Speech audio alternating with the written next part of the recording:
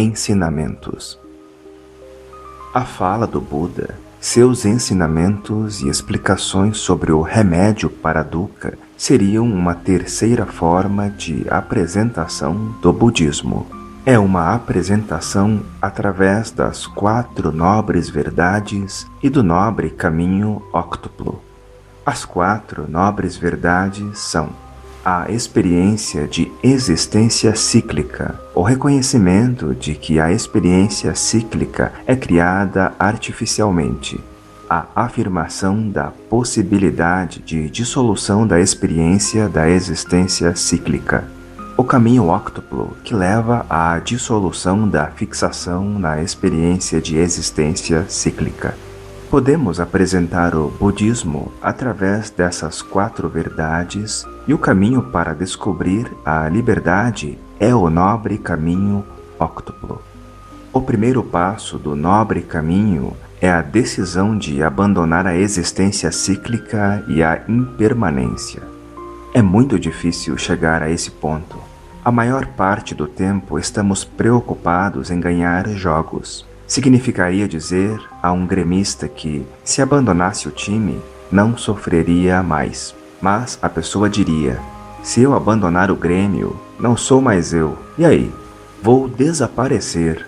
A primeira etapa é muito difícil. É como saltar para um abismo. Parece haver um grande sofrimento. Se temos coragem para ultrapassar esse obstáculo aparente, nossa vida muda por completo. Curiosamente, é o oposto do que costumamos pensar. Apenas quando liberarmos nossa conexão com a roda da vida é que estaremos livres de fato. Presos à roda, podemos querer reconhecimento, dinheiro, uma dúzia de CDs. Buscamos essas coisas. É como falar com alguém que está torcendo por seu time num campeonato de futebol. A pessoa quer ser campeã da Libertadores, campeã do mundo, ou, como naquele decalque muito engraçado que vi um dia, Grêmio, campeão do planeta.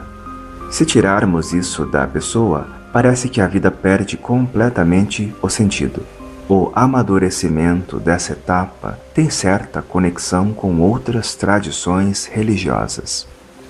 Se a pessoa realiza o segundo passo do nobre caminho, vê-se liberada dos 3 impulsos que produzem as ações negativas da mente: pensamentos heréticos, carência e aversão. Quando atinge a liberdade correspondente ao terceiro passo, o praticante está livre dos 4 defeitos da fala e das emoções: falar inútil, mentira, maledicência e agressão verbal. Quando atinge a realização do 4º passo, a pessoa liberta-se das 3 formas de manipulação de corpo e das identidades que causam mal para si e para os outros: matar, roubar e manter conduta sexual imprópria. No 5º passo, o praticante se vê amparado pelo que poderíamos chamar de sorte. É como se o universo inteiro começasse a conspirar a seu favor. Isso se dá pela prática das 4 qualidades incomensuráveis e das 6 perfeições. As 4 qualidades são compaixão, amor, alegria e equanimidade. As 6 perfeições: generosidade, moralidade, paciência, energia constante, concentração e sabedoria. Ao vivenciar a amplidão natural da mente, as qualidades e perfeições se tornam naturais e não exigem esforço. As ações realizadas dentro dessa experiência de inseparatividade produzem a natural retribuição positiva do universo. A maturidade do 6º passo, a meditação, dá à pessoa grande estabilidade, saúde, vigor físico e energia. Essa energia estável significa também destemor. Quando a pessoa atinge a maturidade relacionada ao 7º passo do nobre caminho, consegue conceber a natureza divina de todas as coisas. Ela atingiu a perfeição da atenção e vê com nitidez o aspecto convencional e o aspecto ilimitado como inseparáveis no mesmo fenômeno. Percebe o aspecto ilimitado dos grãos de poeira, das estrelas, da mente, da aparência física dos seres, dos carrapatos, de tudo. Também percebe o aspecto ilimitado presente nas manifestações abstratas. O oitavo passo significa a liberação completa de todos os sentidos convencionais. Alcança-se a percepção estável do aspecto ilimitado e da inseparatividade de todas as coisas, sem as limitações da visão convencional. No sétimo passo, ainda existe uma dupla verdade, pois há um aspecto convencional em contraponto a um aspecto absoluto. Estes dois últimos passos são a iluminação. No oitavo, apenas não há mais a percepção dual. Por curioso que possa parecer, existe um passo adicional ao nobre caminho óctuplo. Após percorrer as 8 etapas sentado sob a árvore Bodhi, a figueira sagrada, o Buda levantou-se para ir ao encontro dos seres e ajudá-los. Foi a manifestação da compaixão. O Buda levantou-se para o benefício de todos. Não é uma etapa de liberação. A liberação está concluída no oitavo passo. É o momento da ação iluminada. Siddhartha venceu os 8 passos em 6 anos de vida na floresta. Como Buda, exerceu a ação iluminada pelas aldeias e estradas por mais de 40 anos. Na prática do budismo, há 3 etapas. Começamos ouvindo ensinamentos, depois meditamos sobre eles e a seguir agimos de acordo com eles. Se quisermos explicar de outra forma, ainda dentro dessa perspectiva descritiva, o budismo pode ser resumido em 3 palavras. A primeira é Buda, já explicada. A segunda é Dharma, os ensinamentos que surgem na mente de um Buda para beneficiar os seres, como as 4 nobres verdades e o nobre caminho óctuplo.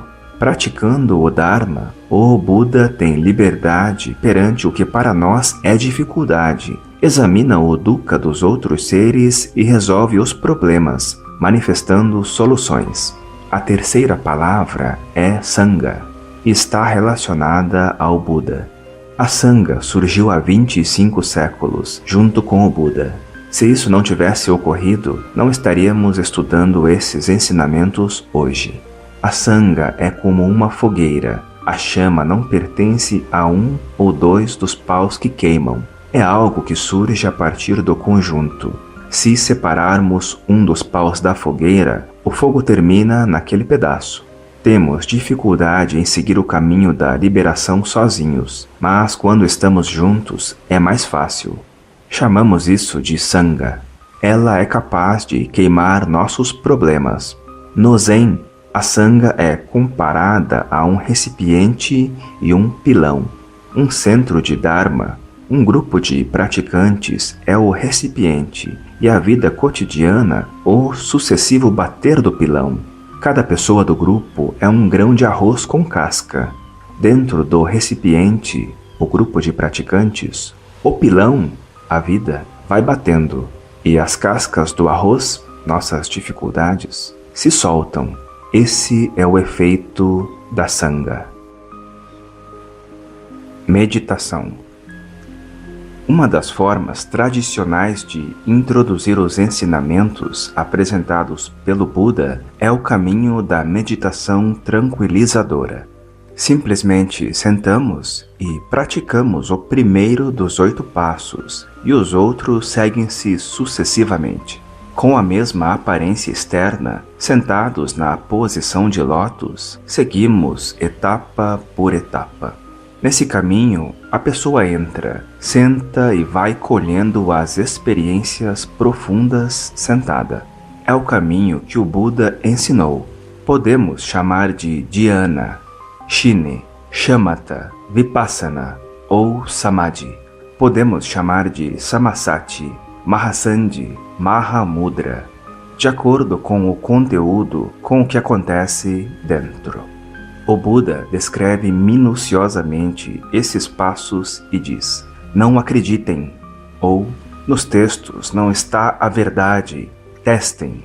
Mas ainda assim, o Buda descreve-os. O Buda diz que a verdade não está nos textos, mas, dependendo da realização da pessoa, o texto pode impulsionar essa realização, e então pode ser útil de alguma forma. Temos então o aspecto discursivo, que pode ser misturado com a prática formal e com a prática no cotidiano. Cada um deles precisa dos outros. Se a pessoa só fica sentada, pode ficar apenas em confusão. É preciso algum tipo de instrução. O obstáculo da meditação nunca é resolvido apenas na meditação. A pessoa precisa ouvir os ensinamentos e meditar, mas só ouvir também não adianta. Ela precisa aplicar o que ouviu na vida cotidiana. Aí a meditação funciona. Bondade. Existe uma abordagem do budismo que consiste simplesmente em praticar bondade. A bondade é uma capacidade de ir além da própria identidade e olhar os outros seres a partir da perspectiva deles mesmos. É uma prática de transcendência ativa. Usualmente, quando olhamos os outros seres, o fazemos desde a perspectiva do agrado ou desagrado que nos causam. Isso é olhar os outros a partir de nós mesmos.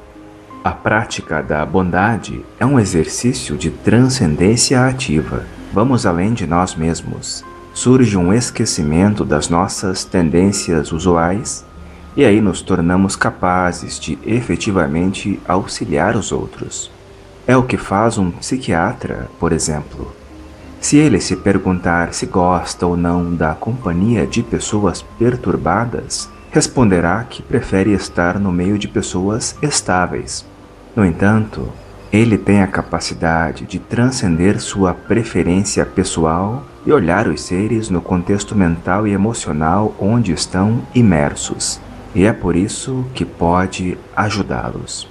Os chineses estão destruindo a cultura tibetana tradicional, mas Sua Santidade, o Dalai Lama, olha para eles como um médico e é capaz de entender o que se passa em suas mentes, dedicando-lhes a bondade que manifesta com todos os demais seres. Como um professor espiritual poderia rejeitar algum ser? Esse acolhimento incondicional é o que possibilita aos professores serem professores e auxiliarem verdadeiramente. Isso é bondade. O Buda diz: a impossibilidade de ajudar surge das obscuridades mentais, e as obscuridades devem ser entendidas como emoções que brotam do autocentrismo. Yidams.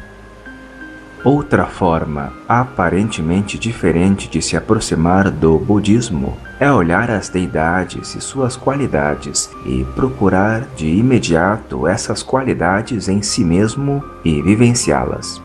Em vez de estudar a roda da vida, praticar a estabilização meditativa ou concentrar a atenção diretamente na bondade, praticamos sadhanas, preces e visualizações, referentes a Yidams, as deidades de sabedoria, e as qualidades naturalmente se manifestam. A partir da conexão com as deidades, a compreensão da roda da vida, a bondade e a estabilidade surgem como formas de praticar a compaixão para com todos os seres e a sabedoria transcendente. É um outro caminho e caracteriza uma abordagem completa em si mesma. Natureza ilimitada. Existe ainda outra forma de praticar o budismo. Resumidamente, compreende-se o primeiro passo do nobre caminho óctuplo e se utiliza a vontade de superação da experiência da existência cíclica como combustível poderoso para penetrar nas práticas de meditação na perfeição de todas as coisas. Não vamos usar conceitos de amor e compaixão. Não vamos praticar virtudes nem a supressão das não-virtudes. Focamos diretamente a natureza ilimitada. O reconhecimento da natureza ilimitada produz a superação de todas as prisões e karmas. Nada mais é necessário. Essa prática é realizada tanto na meditação formal como na vida cotidiana. Não se trata de uma prática construída. É a prática natural e fácil de todos os Budas. É a manifestação não elaborada e sem esforço de nossa natureza ilimitada. Seria como entrar diretamente na oitava etapa do nobre caminho. Compreensão. Todos os métodos têm superposições uns nos outros, e cada um apresenta características e dificuldades específicas. Existem muitas formas de praticar os ensinamentos, mas muitas lições podem ser necessárias antes mesmo de se conseguir entrar no nobre caminho óctuplo. A imensa maioria dos seres talvez não possa praticar imediatamente as 4 nobres verdades e o nobre caminho óctuplo, porque estes pareceriam demasiado sofisticados ou fora de propósito. As pessoas estão presas a ideologias, formas de compreensão, hábitos mentais, soluções aparentes e prioridades invasivas que impedem a compreensão. Ajudar esses seres é o foco da maior parte dos ensinamentos dos mestres. Se os alunos apenas praticarem a bondade, o amor e a compaixão, tudo o mais desabrochará no devido tempo. É como o Buda disse: pratiquem a bondade, não criem sofrimento, dirijam a própria mente. Essa é a essência do budismo. Ensinamento proferido no Centro de Estudos Budistas Bodhisattva, em Viamão, Rio Grande do Sul, em outubro de 1999.